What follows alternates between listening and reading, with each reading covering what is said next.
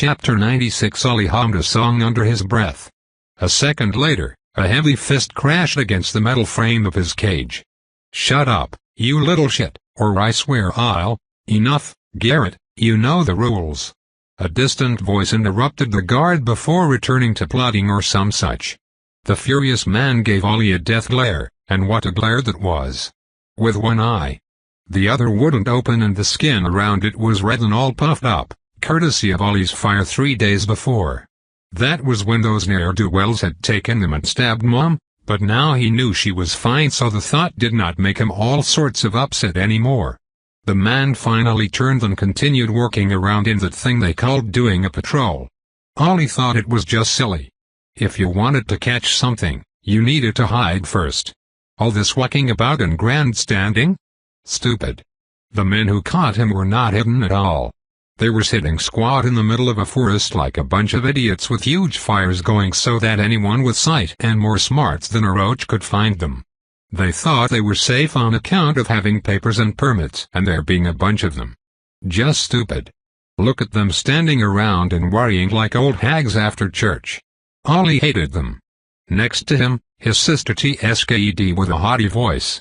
She smoothed the ratty cover they had been given to better warm the little kid with frizzy hair by her side, whom she seemed to have adopted. And never mind that Lynn was barely 2 years older than the slip of a girl, if that. They were all young, the children in this cage. They were all casters too. Some had even been sold willingly, like Boulder, by his parents. Others had been taken, like the girl Lynn was looking after. Nobody knew her name on account of not a single word going past her lips. Ollie thought she might be a mixed blood. She had pale skin but her hair was like Nami's. So that means taking her would be easier. Those bastards. The anger kept Ollie warm, mostly. The children used to be cold and hungry but now they were just cold, because yesterday, Urchin had found them and snuck in and given everyone some meat pies. Even the adults in the other cages had not noticed the slippery vampire. Those shackled men and women were black, and he thought they were escaped slaves. Urchin also told them that Mom would be fine. There was this white cabalmich called Sola who had come to train people in healing magic and she had saved Mom. Ollie thought he was going to cry. Mom was going to be all right. But now he was still stuck in that annoying cage. And he had also dropped his shoes on the way here to make it easier for people like Urchin to follow, so he felt uncomfortable and his socks were wet to boot. The anger once again made his heart all warm. Wisps of fire kissed the skin of his hand. But he wouldn't use them. Too many adults anyway, and besides, he wanted to see what Aunt Ariane would do to them when she arrived, which would be real soon. Honestly, what were these people thinking? You cannot hide a band of pricks and their kidnapped victims out here in the boonies. Not from mages with tracking spells and a bunch of vampires. These men were just dumber than a rock collection. The bunch of fools was still arguing about the attack and whatnot and cussing up with great energy. He could hear it from here. The prize will make it worth it. The Pike family has a huge bounty for the two little twats, a man in a pink shirt and dark beard told the others. Ollie thought what a fat lot of good it would do them, and good luck with collecting that thing in the afterlife. We need to release them, boss, you ain't seen what I seen. Those people weren't normal. Even their women started firing at us when we ran away. There was even one who shot Coulter and Bill in the cock. Bullshit, probably just a lucky hit. She was laughing the whole time. Mad people, I tell ya. Shut up, Francis, no one asked you. We have the kids now and quite a few besides, 2 more days of travel and we're going to be rich. Are you now? A pleasant male voice asked from somewhere on the right. The camp fell silent but Ollie grinned from ear to ear. He exchanged a glance with his sister who was smiling too. From the darkness under the branches, a man emerged. He wore a perfectly tailored blue ensemble under a bowler hat and leather shoes that looked completely out of place in the frozen mud and dirty snow. That would probably be hell to clean it if that man had been human. Sunk right to his heels he would have. But that man wasn't human, not anymore. As Violet would say, Urchin cleaned up nice. He still looked like some kind of outlaw though. But the kind that robbed rich people with pretty words. Urchin smiled a sinister grin as he twirled a silver dollar on his knuckles. He launched the coin, which disappeared mid-air only to reappear in his other hand to get thrown again. That was some trick. Tink. Tink. The game continued. Nice trick, asshole, you got another. Someone asked. Urchin kept doing the same thing, but he had replaced the silver dollar with a wicked-looking knife. The others recoiled. Who in the devil's name are you? The man in the pink shirt finally asked with a voice that was trying really hard to be angry. In answer, Urchin's smile widened. Men and women with muskets and mage gauntlets slowly emerged from the undergrowth in silence to form a half-circle around the poor sods. They came from all ages, and some looked rich while others, less so. Some wore traveler clothes. Others wore a sort of white uniform, and some other yet wore winter city clothes lined with frills and fur. The only thing they had in common was how mightily bad-tempered they looked. Ollie jumped in surprise when a cold aura washed over him.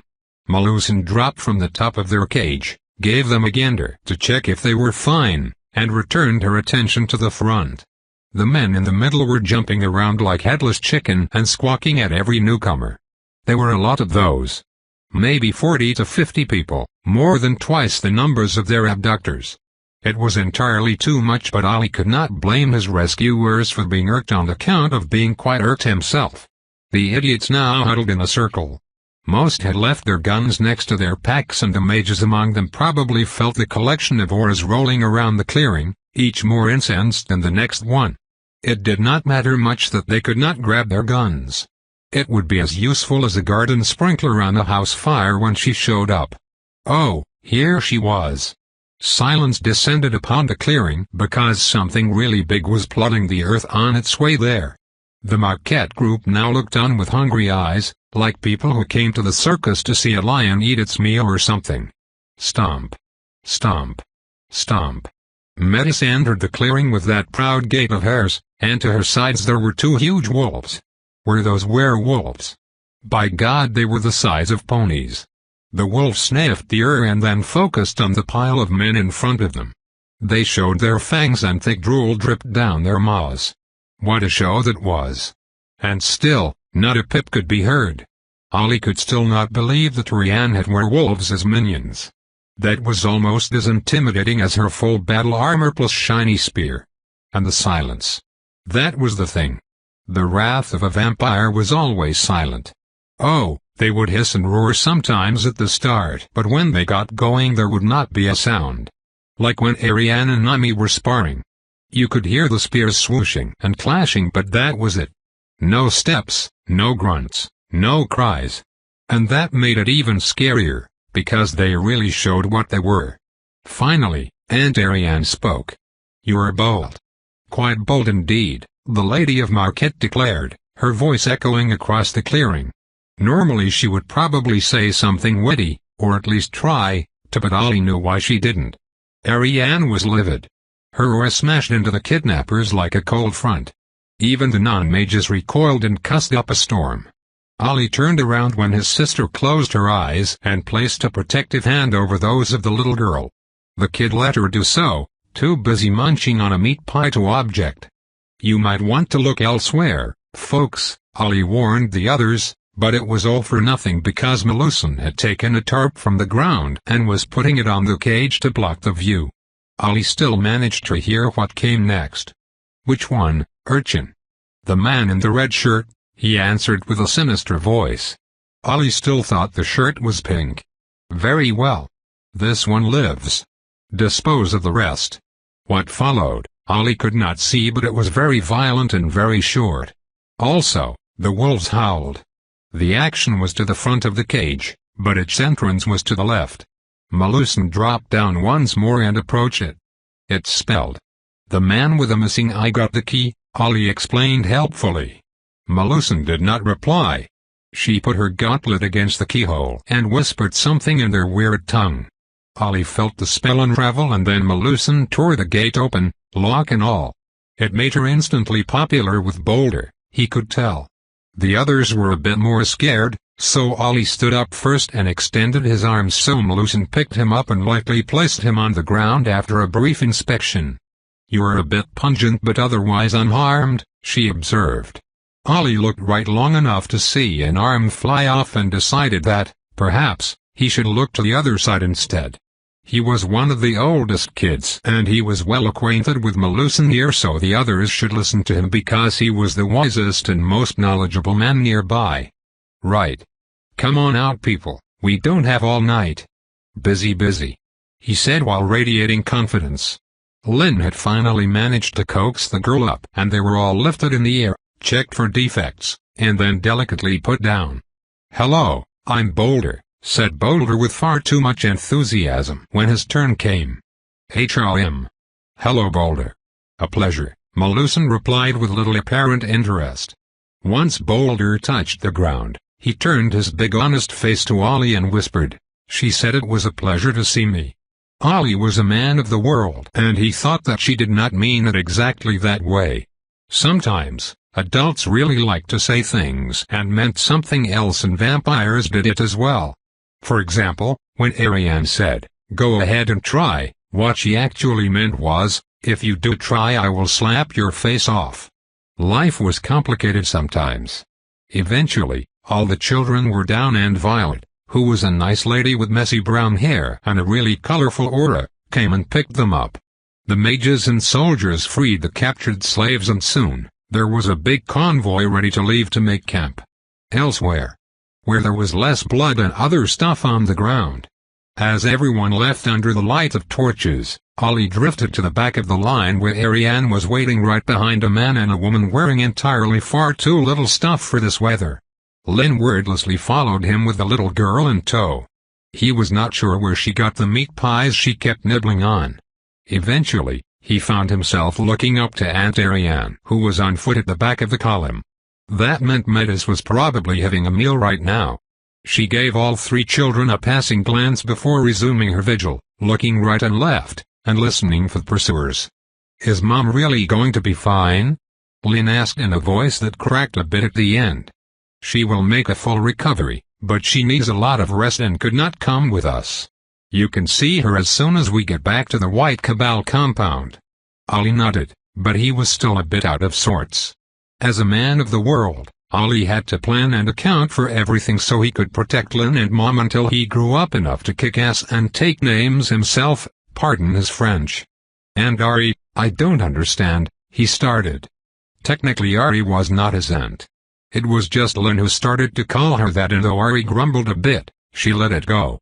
Now, everyone around thought Ariane was their relative, and it meant Lynn could ask pretty much anyone to do her hair. "And Ari, how could these men just come and take us? I thought they were bounty hunters." "They were slave catchers," she said with obvious disgust. "Their job was to go north, and arrest escaped slaves to bring them back to their old masters. Being a slave catcher is legal, but it does tend to attract the unsavory types." "You mean they respect the law, but they are bad people?" Ariane gave him a measuring glance. Ollie knew she would do that every time she was going to explain something a bit hard. It didn't mean that he was stupid, just that she didn't know how much he understood. Adults were like that sometimes. They forgot how different they were at 5 or 9 and how much they understood of the world. "Yes. The people in Congress passed a law a long time ago. It says that any escaped slaves can be recaptured at any time of their lives, and if the slave was a woman and she had children, they were the property of the old master too. One thing is that when a black person is caught, their testimony is not recognized during a possible trial."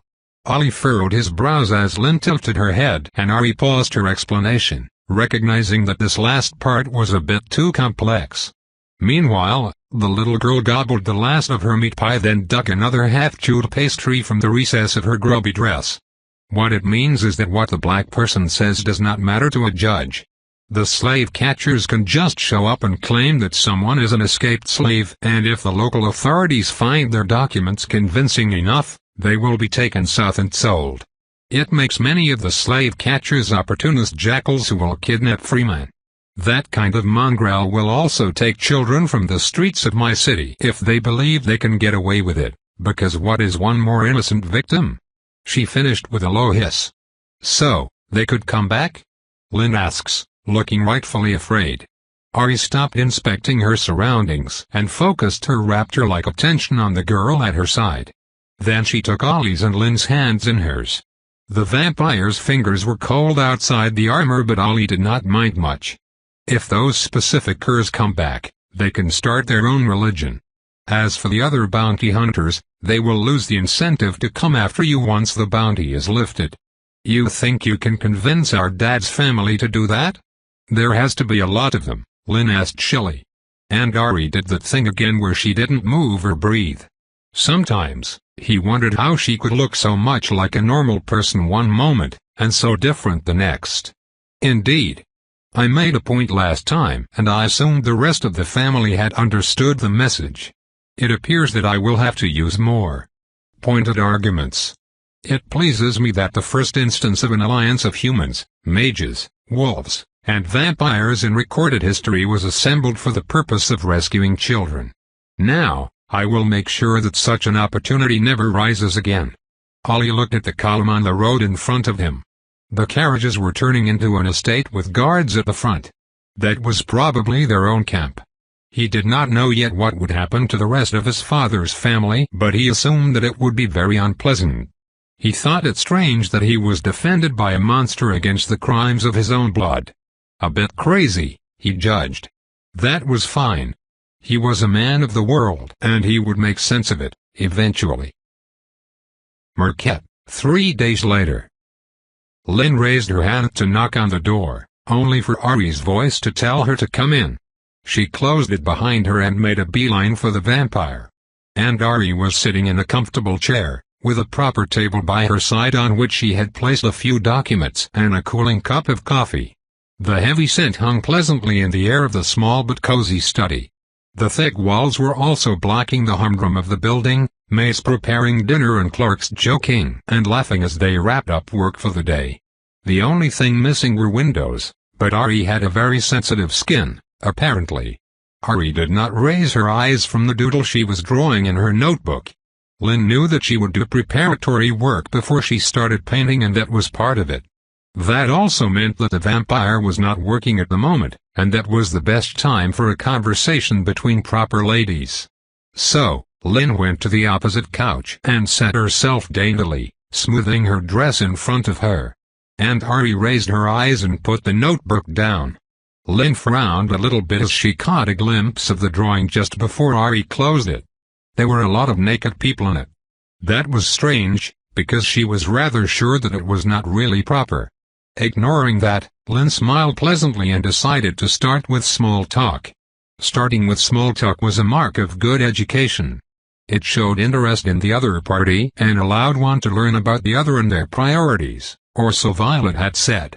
Also, gossip was fun. Are you leaving for Boston soon? Yes, tomorrow in fact. You will be safe while I am gone, I assure you. My dad's family has made a fatal mistake. The man we captured revealed quite a few unacceptable practices, and now both the cabal and we are moving against them. Lynn thought gossip would be more fun. What about the werewolves? Mom said a lot of things about werewolves when we were kids. She said they were very dangerous. They are. Those who moved and are. Well, they are different. A group of werewolves together can police themselves and its members do not suffer from the curse as much. I also trust their leader to comply with my orders. He has proven himself worthy if a little too talkative. Lynn did not know what to think about that. Werewolves were dangerous. Many werewolves were even more dangerous. And Ari was very fast and strong, so they were not as dangerous to her as they were to Lynn. On the other hand, Ari said they obeyed her and it meant dangerous people on her side, and that was usually good. Okay? She replied, but Ari frowned. Not you too. What? This okay thing? The acronym of a purposely misspelled all correct. I first read it in a Boston journal and now it has spread everywhere, including here, she grumbled. Lynn kept silent. She had heard that from a traveling salesman and thought it sounded nice. Probably just a fad, Ari continued, something this silly cannot possibly become part of our everyday language. Then, seemingly recomforted, The vampire nodded to herself before returning her full attention to Lynn. "Say Lynn, what do you want to be when you grow up?" "Rich, beautiful, and with a good husband who loves me, and I love him." "I meant what sort of occupation," Ari continued seriously. "Oh, I want to be a mage that tells people what to do. Like Mom." And Ari tilted her head, doing that thing again where only a small part of her moved and it gave her the appearance of an animated sculpture. She and Melusen were like that. They moved little and moved slowly until they were provoked. Then they moved too fast to see. Urchin was not there yet, Lynn judged, on account of being just a bit of a clod. He was doing his best though, and as Mom said, that was what mattered. "The White Cabal has offered to train you and the other children we rescued when your talents have matured. That will be very soon for Oliver. You should consider their offer as well." Lynn frowned because it sounded a bit like a test, maybe. She remembered that Mom had said something about the White Cabal being allies, not friends. That was before they saved her life though. What was it she had said? "Are you not worried that they will, poach us?" she asked.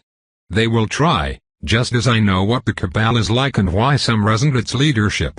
How should I explain? They make a lot of rules and talk a lot, and some find it annoying while I give a lot of leeway to those who assist me. A wise man once said, it is better to be first in a village than second in Rome." Lynn wondered what Rome had to do with anything, but the quote sounded very smart, so she just played along. And besides, she thought she understood what Aunt Ari meant. The White Cabal were a bunch of stuffy dunderheads, while Ari was proper and well-tempered and did not insist on Lynn going to bed before 9. So obviously Lynn would want to stay with Aunt Ari. That made a lot of sense. "I think I would like to learn from them as long as they do not force me to wear white," she eventually decided. If they were going to teach her how to set things on fire like Ollie could, then it was worth an early bedtime for a while. Then she realized that the conversation had gotten serious and now she wanted to go somewhere else. "All right. I am going to see Meadows," she declared. "No feeding her ears or she will grow fat," Aunt Ari warned. Giving Meadows ears was really fun, so Lynn decided to negotiate a bit. "Why were you drawing naked people?" she asked innocently. Maybe I should ask around if it is proper and if I should do it as well. Lynn waited in silence as Aunt Ari gauged her, and as expected the vampire eventually smiled at her antics. She always liked it when Lynn tried to manipulate her a bit. "One ear," she conceded with obvious amusement. "Yay!" Lynn ran out of the room and picked up Wisp, who had not moved from her spot and was currently inspecting a painting with her sad brown eyes. Wisp was not holding a meat pie, which probably meant a resupply run was necessary. "Shall we go to the kitchen?" Lynn offered, and Wisp nodded with energy, her dark frizzy hair bobbing along. They climbed down the polished wooden stairs past offices and to the ground floor. The kitchen was at the back and would serve dinner soon. The enticing smell of stew and fresh bread wafted from behind the door, and the clang of pots went hand in hand with the din of conversations. Lynn opened the door and was greeted by the massive form of Irma, casually cleaving a pig leg apart, bones and all. The old woman scowled a bit at the intrusion, only for a large grin to replace it when she recognized the newcomers. "Good evening, Irma," Lynn said with a small curtsy. "If it isn't the young lady Lynn." "And Wisp, are you ready to tell us your real name?" the woman asked the diminutive child with a laugh. Wisp twisted left and right and squirmed a bit, which only gave Irma a throaty laugh. The large woman delicately placed her cleaver on the cutting bench and cleaned her hands on her apron before turning to them. "And what do you want?" "It is still a bit early for dinner." "I would like one caramelized pig ear, for Meadows," Lynn solemnly declared. Irma reached for a glass jar and popped the lid open. Lynn soon had a large brownish and slightly sticky ear which she then folded into a bit of cloth. While her back was turned, Irma made a show of sneaking Wisp a pair of small meat pies. The tiny girl rewarded the cook with one of her rare smiles. As soon as they were loaded, Lynn bowed one last time and ran away with Wisp still in tow. They snuck out into the courtyard and past heavy doors to Meadows' enclosure. The shack was part of the normal stable, yet everyone gave it a wide berth. Lynn was not surprised. When she entered, Wisp let go of her hand to climb to her designated crate. From there she would watch Lynn do her thing. Lynn herself was not sure why Wisp liked high places with a good view, but that was alright because she sat with grace and poise and her back straight. The room they were in had a low blank wall surrounding the place where Metis stayed when she felt like it. It had hay and a large barrel of cold water, as well as a ball and a pillow placed on a pole to rest her head. The Black Nightmare was present and she recognized Lynn immediately. Her massive frame now stomped forward, bumping her head lightly against Lynn's chest and pushing the girl back with a small oof. The horse's face was large enough to cover Lynn's whole torso, though that wouldn't last because she would soon grow as tall as Irma. Just you wait. Metis made that big snuff sound, easily picking up the scent of the pig ear. Lynn giggled and held it in her hand. Metis had her ritual. She would slowly eat half of the ear little bit by little bit with great care, then gobble the rest. Lynn let her do that, and then moved to pour water in a smaller barrel. That took a while because she was still not so strong, but after a few minutes, she had a decent amount of liquid. She then went to the bison herb crate and removed a handful of the perfumed stalks, which she threw in the prepared water. She then grabbed a tool that looked like a giant spoon made out of wood and slowly stirred the decoction like Aunt Ari had shown her, feeling like a proper witch. As soon as she started, Metis placed her head over Lynn's shoulder and stared, mesmerized, at the strange tea ceremony. Nightmare successfully captured, Lynn thought to herself with no small amount of satisfaction. When Metis decided that it was enough, she gently pushed Lynn out of the way and sipped on her brew. While she did so, she allowed Lynn to brush her, which the girl did with pleasure. Metis' coat was strange. It was surprisingly smooth with a sort of glassy quality that other horses did not have. Petting her was fun and pleasant and completely ladylike, and Lynn did it until Wisp cleared her throat. The small child pointed outside, and Lynn realized that indeed, night was falling. So, they had to meet with the others. The pair of children rushed out and left the Nightmare to her contemplative mood. Outside, Lynn half coaxed and half bullied a guard into doing her hair by casually dropping Aunt Ari's name, which never failed. Then, they ran through the streets of Marquette to their designated hideout, which was at the back of one of the many warehouses Ari owned. Ollie was already there, checking a large bucket for leaks. Boulder waited nearby with his large arms crossed before his sturdy chest. Boulder, whose real name was Herbert, was tall and strong for a kid, and his own magic made him even stronger for a while. That would be really useful tonight. "You're late," Ollie exclaimed. "A lady is never late," she retorted while pushing a braid back. Her brother rolled his eyes and passed the bucket to Boulder, who held it without difficulty. Yeah, whatever. Are you two ready? It's almost time. Let's go," Lynn shouted, excited at the thought of larceny. Well, technically it was called pulling a prank and was expected of children her age, really. She had heard some of the cooks say that many times. That meant it was okay. Also, they did it to Maxwell, who harassed girls and liked to punch people, so, really, it was more like punishing the wicked. Therefore it was totally ladylike and the right thing to do, and there were no ulterior motives at all. The four of them ran down the street as inconspicuously as children carrying a bucket and an eager expression at nightfall could manage, which Lynn admitted was not a lot. Fortunately, the inhabitants of Marquette were happy enough to be heading home and no one bothered them. They soon found themselves in a back street, the kind that serviced several workshops. One of the buildings let out a slightly unpleasant smell of burnt sugar, and this was where the band's efforts would be focused. Lynn placed herself facing the back door and Wisp stood by her side while the boys took position behind the opening, so they would not be immediately seen by anyone coming out. They did not have to wait for long. A young man stepped out with a heavy gait. He had a squarish jaw, boorish features, and he was rather dirty. As soon as he spotted Lynn, his malicious eyes narrowed. Lynn breathed in and blew air in front of her. It helped her focus. Wisp clasped her hand and did her thing. Lynn felt her power expand under her friend's influence, covering the entire back street like a cloud. It bumped against three presences. Two of them she recognized, while the third was a tangled mess of loathing and resentment.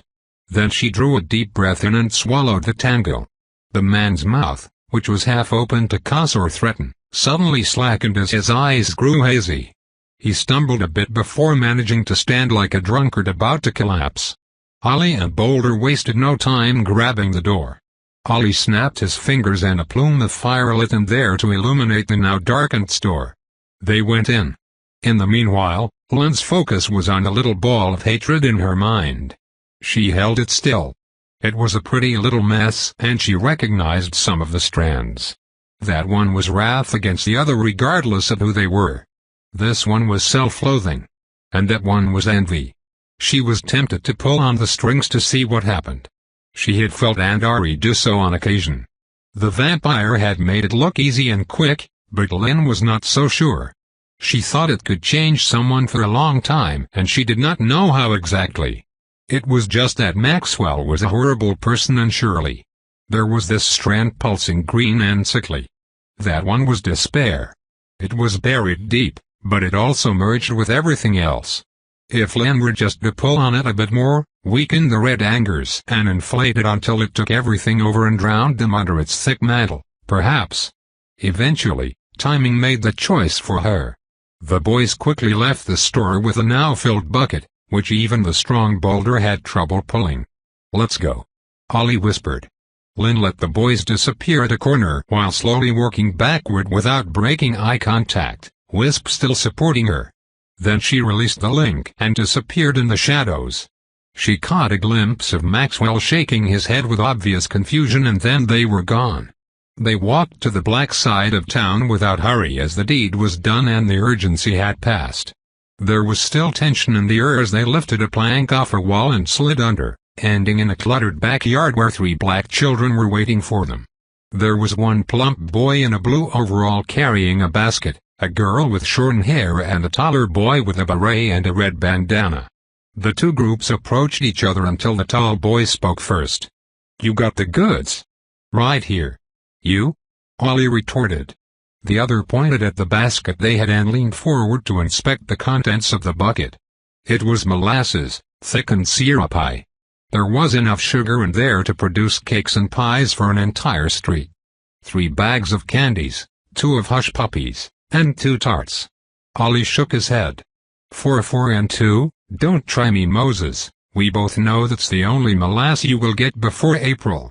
The tall boy shrugged. "Not my call, Fireball. We only got 3 bags of candies, and you know the hush puppies will get bad before you can finish them. I can get you another tart after my mom's done. Throw in a medium jar of jam and some jerky and you got yourself a deal." Moses considered it. "I guess. Fine. But I don't have the rest, so you'll get it tomorrow. Same place, same time." "You bet."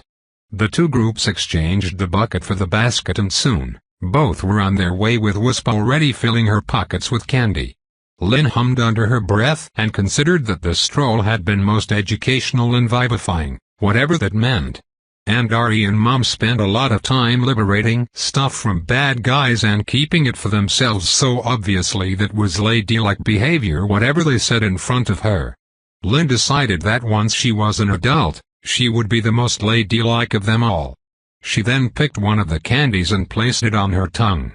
It tasted quite sweet. They stashed their loot and returned home, no one the wiser. Chapter 97, February 3, 1834, Boston.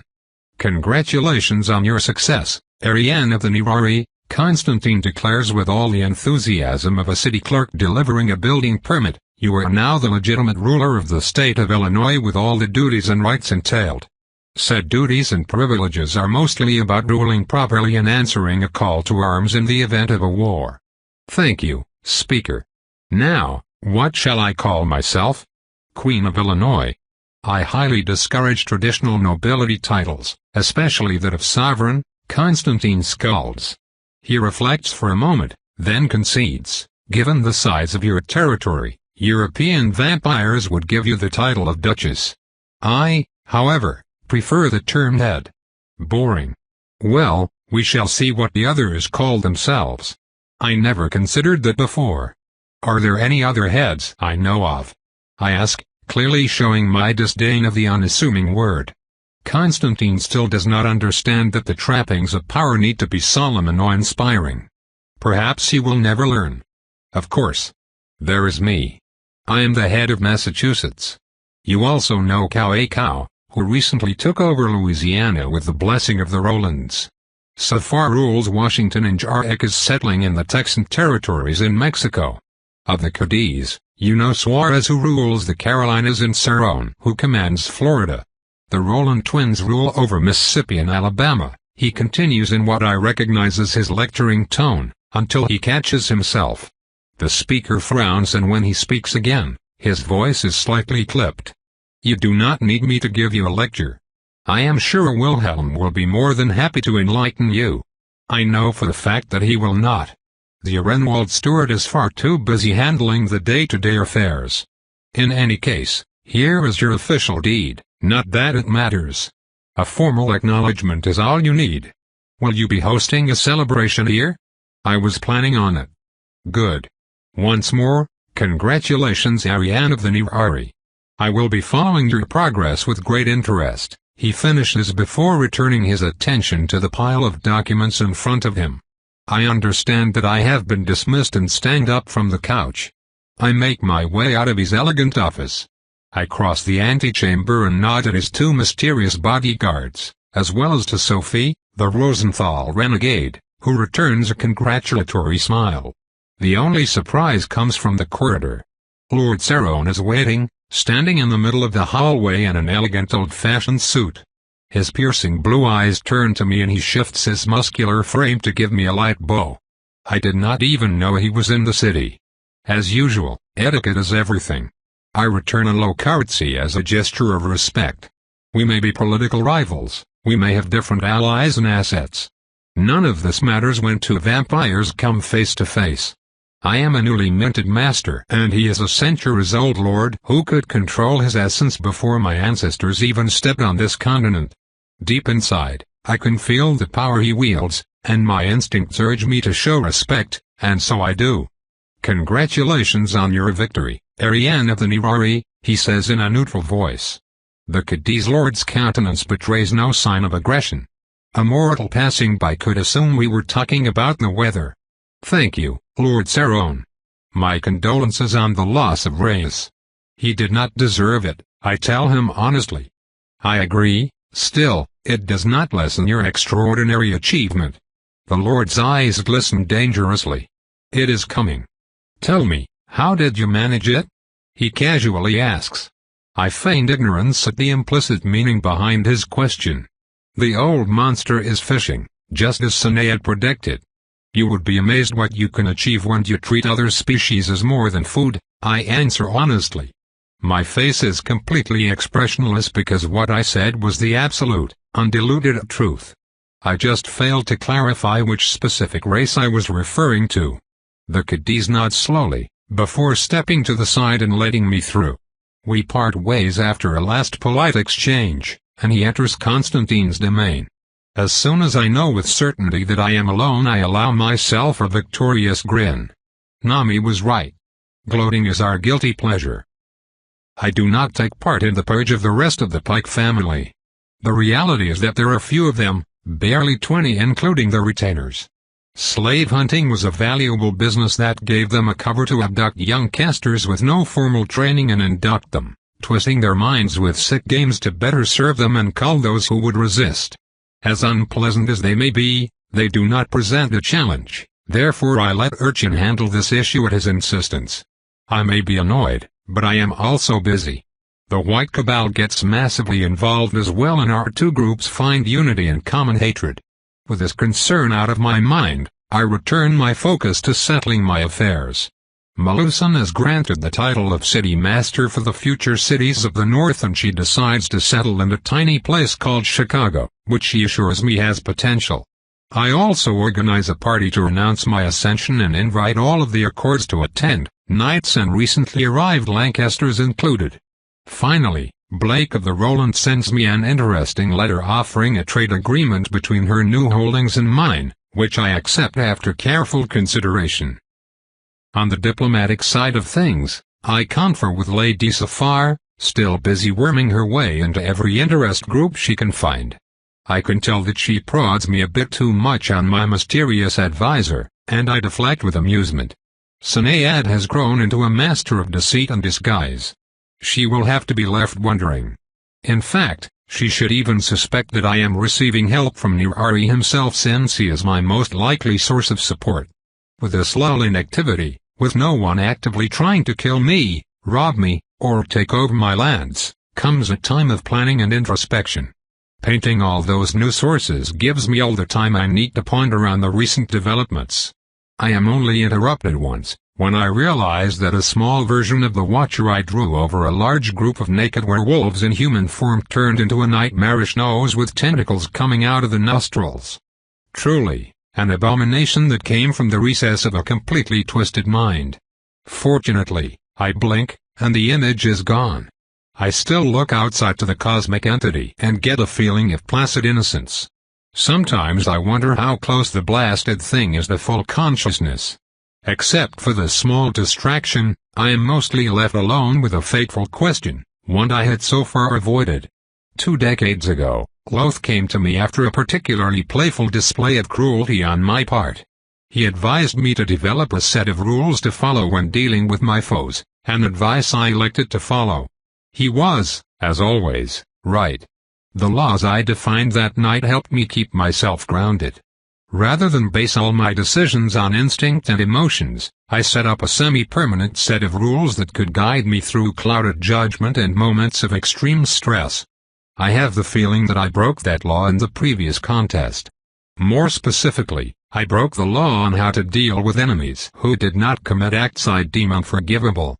Race was not at fault for Saron's decision to encroach on my territory. I did not consider him responsible for the backstabbing, which is the most important factor. Yet, he was tortured by the loss of his servant, an event which I caused by unleashing Sinead on the Cadiz faction. It would be dishonest of me to say that I am not responsible for the Lycian's action. You do not put a snake in a crib and complain about venom. I knew he would inflict untold torment on a group who represents everything he resents about my kind. I relish it. It made my essence sing in anticipation. So, in some ways, I broke my own code. It matters little that it was through an agent, I knowingly let it happen. What surprises me is that I would not feel worse. I realized that when I set the code, I allowed myself some flexibility in the future. It acts more as a guideline than a dogma. Now a new situation has come up and I have to decide whether or not I should amend it.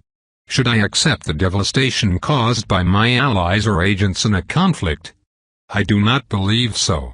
It is a poor tool indeed that escapes its wielder's control, or rather, a poor wielder who allows their tool to destroy what was meant to remain untouched. In this regard, I erred. I could have set boundaries within which Sinead had to operate. I did not, because I was angry. I do not feel remorse. Vampires are distanced from guilt in a way that only the sickest of mortals are. I do, however, believe that I made a mistake. I will offer no reparation for the damage I caused, as it would be suicidal and idiotic to reveal my role in this fiasco. Instead, I will remain vigilant and take responsibility for the behavior of those under my command. Yes, this seems wise. After coming to a decision concerning this issue, I feel better. I accept that perfection will never be within my reach. Decades of hard work and immunity to the ravages of time will not change this fact, yet there is no reason not to keep trying, not to improve. It will take a miracle to stop either my sire or his insane mother. I might as well start by learning self-control in times of intense emotion. Speaking of emotions, there is one invitation letter I need to deliver in person. February 10, 1834, somewhere in the Appalachians. I stalk my prey with patience and determination. My feet are silent on the wet loam. No twig cracks under my steps and no hanging branch snags my clothes. I am on unknown land but on familiar ground. The forest extends far in every direction, and in its midst, a secluded cabin with a vast underground serves as home for my quarry tonight. Soon, a clearing comes in view, and in it, 3 people are standing. I recognize the mysterious bald woman with the tattoos on her bronze-colored scalp. The second one is a man with the lost look of a fledgling. He possesses a sturdy frame with just a bit of paunch and a bushy yellow mustache. As I watch, he closes his eyes and listens to the sounds of the forest.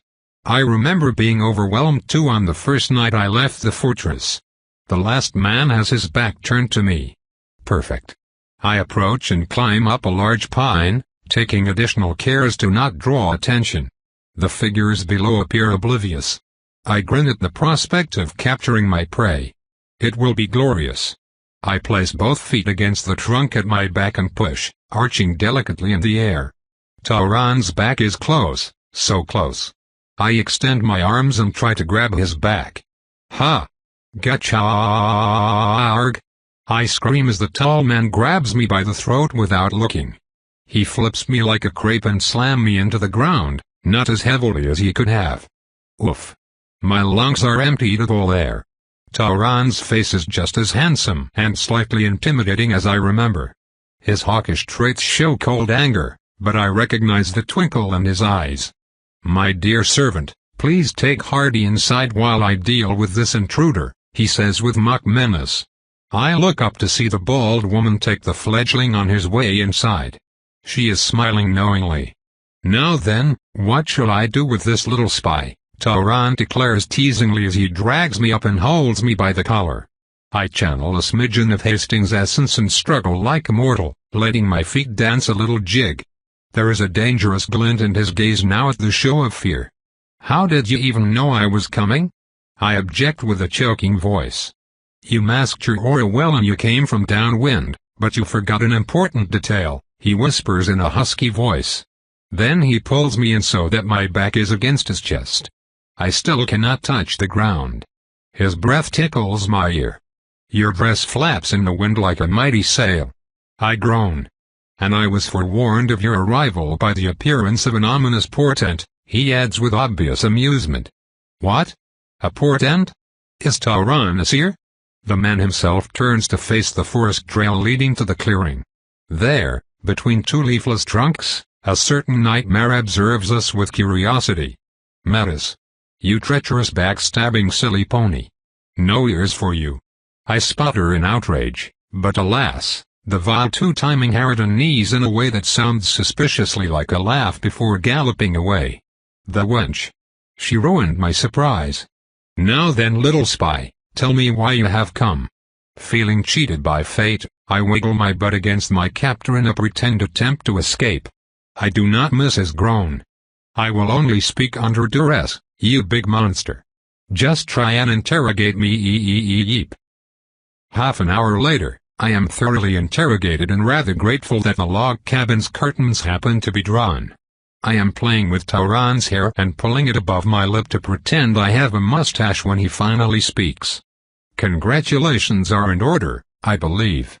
You know? I exclaim with surprise, blowing the gray strands away. Of course. I asked Salim of the Rosenthal to keep me apprised of your success via match sending. Oh, were you going to ride to my rescue? By the Watcher, you really were. No. No. But I did buy an option for the Rosenthal mercenary branch in case the task proved to be too much, he concedes. Thank you, Tauran, I say, genuinely grateful. No need to thank me, my star. I knew that you would succeed. That was merely for my own peace of mind, he replies while avoiding my gaze. My, what a little fusspot. In any case, I actually came here to deliver this. I proudly announce as I pick up my dress and remove a folded paper from a conveniently hidden pocket. Tauran opens it carefully before reading its contents. A celebration of your ascension with both a reception and a private concert, featuring the works of Schubert, Chopin, and Paganini, he notes with the beginning of a smile. Once more I am amazed by how quickly he goes from stern and severe to radiant. I find the transformation uncanny. I have recruited two different mortals to play the piano. One has a classical education and the other is a prodigy from a poorer family, more unstable but also more expressive. For Paganini, I have called upon a newly come Roland vampire. Paganini's caprices are designed to be displays of skills, so a highly technical approach will work, even if it remains colder than what humans can achieve. An excellent choice. I notice that you have picked only recent composers as well. Do you wish to convey a message? One of embracing modernity, yes, but I also wanted to give those who have stayed here for a long time an opportunity to enjoy Europe's latest creations. How very thoughtful of you, my star. We will see if those old grumps appreciate novelty. You think they will not? I ask, scandalized. Tauran only chuckles at my vehemence. Honestly, I am doing my best to bring them recent masterpieces. I would be profoundly offended if they did not show proper appreciation. Any grumbling will be met with a scathing silent glare. Repeat offenders will be tutted at. I will show no mercy. Do not concern yourself overmuch, my star. Even the crustiest of lords appreciate a good show of human creativity, and a display of technique from a fellow vampire is always a pleasure. Everything will be fine, he replies in a conciliatory tone. February 21, 1834, Boston. Winter came to the bay for one parting slap, and the air outside is bitingly cold. Standing in the ballroom of Constantine's fortress, one could not tell. Hundreds of candles line the windows and the back mirrors, their warm glow turning the vast hall cozy. The walls radiate a soft heat thanks to the miracle of good plumbing, and those of us who still breathe have discarded shawls and gloves to luxuriate in the pleasant atmosphere. Just like last time, I have stayed at the door to welcome newcomers, and I am already noticing some major differences. To begin, everyone is significantly more polite. I would like to think that this was caused by my sterling behavior, my good manners, my irresistible charm, and the previous undeniable displays of competence on my part. That would be nice. Unfortunately, I will attribute it to the Lord by my side. Tauran the sole weaponsmith stands protectively with my arm in his. Lady Hastings and Lord Suarez, who came from Charleston to offer his support, are never far. The Cadiz presence is modest after their setback, so his coming is that much more significant, and I let him know I appreciate it. Think nothing of it, us Cadiz are not ones to hold grudges for an honest fight. You did well. If he knew the truth, we would be having a different conversation. After half an hour, it is now time to start and the crowd progressively switches to front seats. Wilhelm helped me assign them, for which I am grateful, otherwise I would have just given up and gone for alphabetical sorting. Constantine and the other lords are at the front, naturally. I step up the dais at the back of the room and feel their attention on me. Once more, all the present members have subdued their auras. I take a moment to appreciate the masterwork piano Wilhelm lent me for the occasion. It sits there, slick and black and entirely massive. I am really looking forward to this. Ladies and gentlemen, noble assembly, thank you so much for joining me tonight. I am delighted that we have enough room tonight, seeing that perhaps a quarter of my clan is present. That gives me a few nose exhalations, as well as knowing looks from the lords at the front who know that there are, in fact, 4 of us. The others would assume that I refer to a hypothetical spawn. This land is one of opportunity. I start, and stretch my hands in a gesture of offering. This sentence is as true for us as it is for the mortals. 3 decades ago, I was indentured to another clan, and did not even possess the clothes on my back. Tonight, we have gathered to celebrate my ascension as head of a territory. My success is not due to skill, or luck, though they played their part. I am here because of the opportunities I found and seized for myself, and so can you. Some of the younger members shift in their seats, eager to know how they could replicate my success. We are still parts of our respective clans and need not forfeit our traditions. We can, however, cast away the chains that tie us down. Past grudges.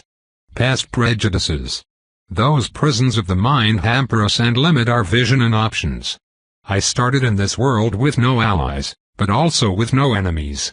A Cadiz freed me, an Ekon trained me, and I was proven innocent by a Lancaster. My path was made possible by the people who helped me along the way. Look to your left and right, and you will see your allies of tomorrow, if you so choose. No one moves, but I see that quite a few people are thoughtful. Others remain unconvinced, which I naturally expected. Now enough words. I promised you music and you shall receive it. Tonight, young and newly arrived artists will present you with works from recent masters, those who have known how to draw upon the classics to create a new current. Please give them a warm welcome. I finish.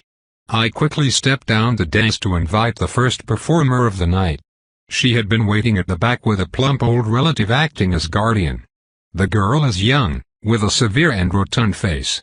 She steps forth with all the grace she can muster and climbs the few steps under 100 predatory gazes. She goes through the motions of curtsying with the rigidity of an automaton. Then, as she sits before the massive pianoforte, her demeanor changes. She turns more graceful and more fluid. In less than 10 seconds, she has shed any trace of anxiety and the music rolls free under her delicate hands. Schubert's sonata is beautiful and energetic, and the girl plays it well. Her interpretation is classic and scholarly, but here and there, she teases a different tempo or a daring forte that hints at the character underneath. She is like a blooming flower struggling against the cage of rigid training, and the others like it as much as I do. I can feel it in their immobile attention and carefully controlled auras. When she is done, the assembly gives her the applause she deserves. She smiles radiantly before stepping down and joining the now ecstatic plump woman on her way out. I smile and grab Tauran's hand, who gives me a supportive squeeze. The next artist enters the room. He is a young black man, barely a day above 18, accompanied by an older man with white hair and the tracking eyes of someone who never lets his guard down. Amusingly, it is the elder who shows obvious hints of fear. He can tell that something is off by our expensive clothes and the immobility we affect when we are amongst each other. His weathered face turns gray and his grip on the shoulder of his protégé tightens. A few of the youngest courtiers shift at the obvious show of weakness. The pianist, however, remains unfazed. His stare has not left the masterwork piano since he entered the room. He frees himself and jumps the few steps up to the object of his fascination, belatedly remembering to bow on the way. He plops himself on the seat and plays a few arpeggios. His thin fingers dance on the black and white keyboard with the speed of knitting needles. Finally, he settles and gives us Chopin.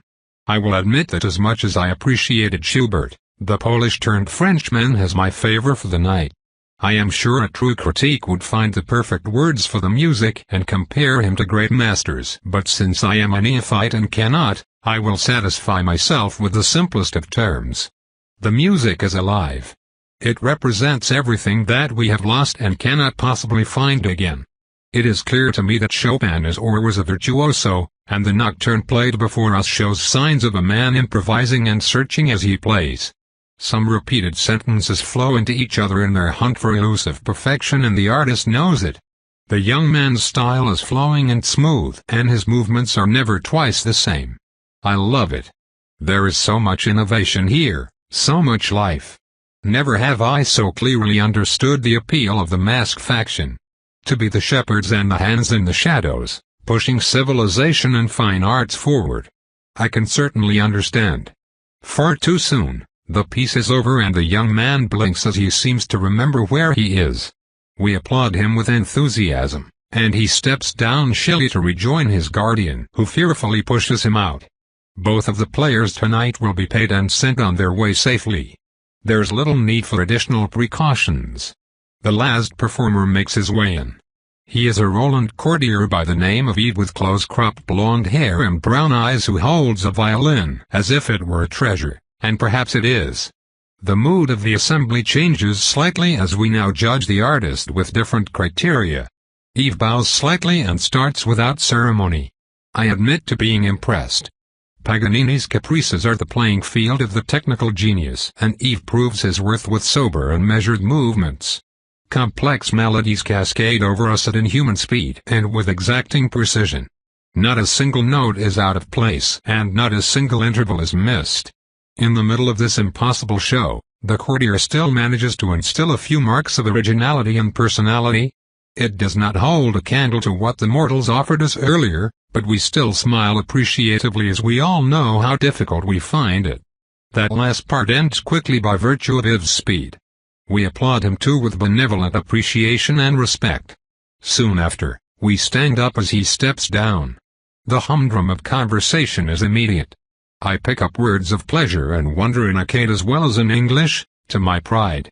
Tauran smiles and he wordlessly takes my hand in his, caressing one finger after another with a light touch. For the second time you gather us and share your love of the world and its wonders. Thank you. Of course, I am a woman of exquisite taste after all, I reply without seriousness as I place a hand on his chest. Tauran chuckles warmly. Indeed, and although you like to mislead your enemies and allies alike through your love of gunpowder, there is, as you have taught me, no incompatibility between pyrotechnical violence and the sensitivity of the gentler sex. My own bloodline could learn a lot from this lesson. Tauran. I reply, amazed. I will never repeat those words before my faction's grumpy elders, of course.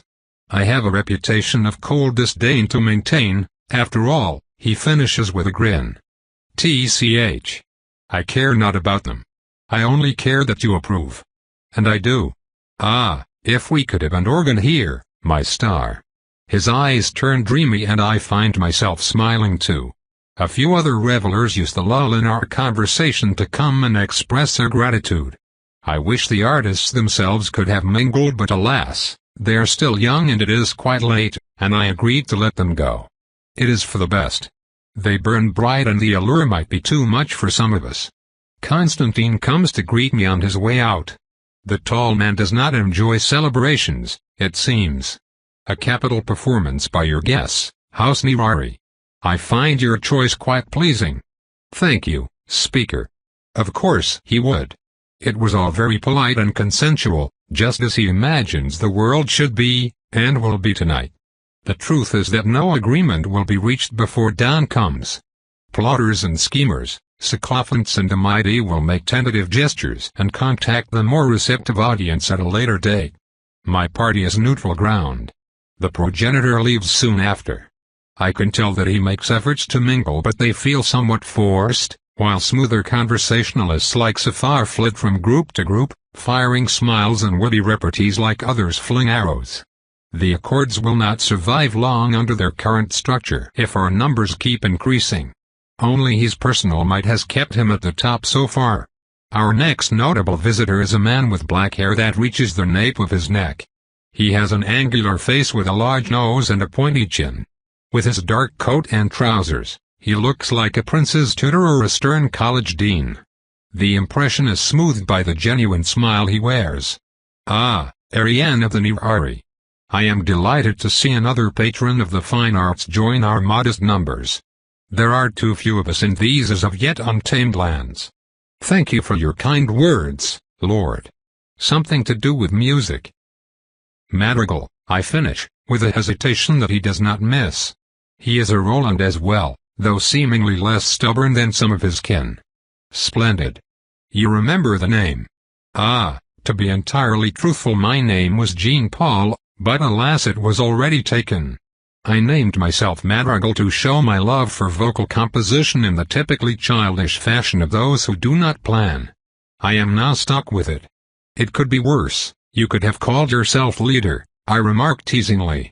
I was naive, not stupid, the man castigates without any real bite. We all smiled genially. In any case, this is a busy evening, so I will be brief.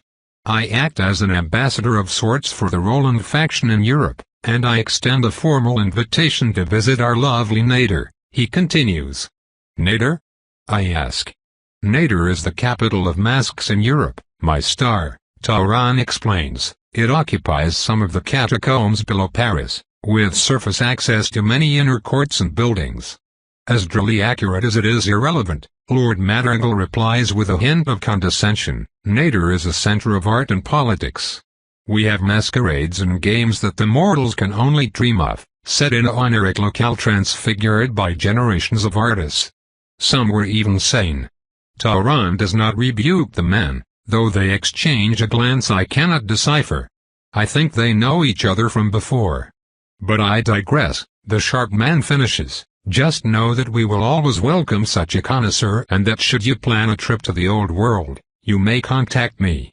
I will make sure that you are received with all the honors. As I have already taken too much of your precious time, I bid you a good night." We all bow and the man departs. I might just be tempted to travel to Europe, if only because Tauron will return to his home territory as soon as his fledgling is mature enough to travel. Before it happens, I have something to finish. Jonathan's pale figure wavers as a lapse in concentration destabilizes the sending. The Maj Salim lent me recovers and I continue our conversation. "Are you quite certain?" I ask. "Yes, he is your best bet." "You surprise me, Jonathan. I expected you to try and keep this in-house. It would be counterproductive. Your growth will be slow, and I need to maintain your flawless image," he retorts with a smile. Jerk. "Besides, you asked me for the best and he is it. Go and meet him. If he does not measure up to your standards, I have others who could." "And how shall I approach him?" "Directly, of course. The more direct the better. Impart upon him the, shall we say, unfortunate consequences of refusing your offer," the Cabal Black Dog replies with a ghastly smile. "He would also not be an opponent you wish to intimidate, would he?" I ask with a frown. "He is not. With that said, the White Cabal could certainly impress upon that man and his associates our power and our reach. Think of it as payment for this nugget of information. Good luck, Ariane," the infuriating man finishes before cutting the link. I hope he's right. March 13, 1834, Philadelphia. My secret lair is ready and well protected. The local Roland Coven gave me their approval, and it is now time to finally take the next step in my snail-paced yet inevitable plan to take over the world. I pick a cheap pamphlet from my official dress, the blue one that would look nice in a salon and can also stop a bullet fired at point-blank range into my heart. I unfold the now wrinkled paper and inspect my notes. The door facing me is as innocuous as the 5 others in this place of half-abandoned brick factories, save for a specific sigil that looks like the zodiacal sign of the lion. I find all this cloak and dagger nonsense too amateurish to be amusing. "Let's see now," I grumble. "Ah, there it is." I find a dial conveniently hidden behind a greasy piece of paper. "Old Lady Grayson sausages, 5 cents apiece." And turn it. 5, 6, 1, 9, I whisper. Nothing happens. Maybe 5, 1, 6, 9? Clank. With the ominous sound of rusty hinges, the massive gate swings open to reveal the impenetrable darkness below. Not absolutely correct, of course, it reveals a downward set of stairs in good need of a sweeping. I also notice strands of energy hanging in the air like a spider web. Probably an alarm system. I poke one out of politeness, and the whole construct folds on itself like a mousetrap. Runes set in the wall a few feet ahead ignite and throw a bolt of lightning which I casually deflect with a charged claw. Rude. They still shine purple, I notice. It feels strange to bring the light of the Watcher into the world of the mortals. They do not deserve to gaze upon its alien glow. Or perhaps I am being snobbish. With a sigh, I lift the heavy bag by my side and descend into the unknown, which end up 20 steps into another corridor blocked by another pane of reinforced planks. I knock politely.